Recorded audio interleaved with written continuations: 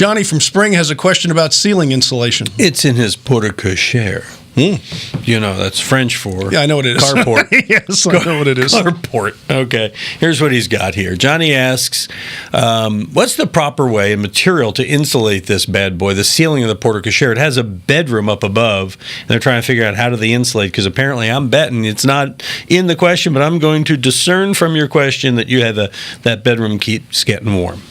And it might need a little more distribution of air, too. So talk to your air conditioning guys if that's what it is. But as far as that goes, you tear the ceiling out, and you should use an R19 formaldehyde-free fiberglass under there. There's not a lot of heat gain under a carport because the sun's not beating on it. So you don't need a lot of insulation, but you do need some, and it should be unfaced, and then you can put your ceiling back up. But then if you're having... You take these rooms and you put them out all by themselves over a garage or over a carport for this case.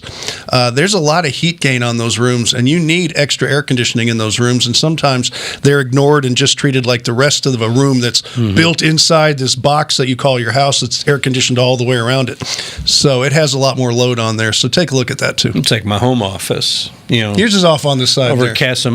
Casa Grande there. We have it has its own air conditioning unit, and so the nice thing about that is you turn it down to 68 degrees. It gets there fast. Yeah, I like that. Okay. You want to get an answer fast? Go ahead and send it to us at HomeShowRadio.com. That's our website. Fill out the Ask Tom form. We'll answer it here, just like we did these videos over here, and subscribe, and we'll tell you when we post new ones.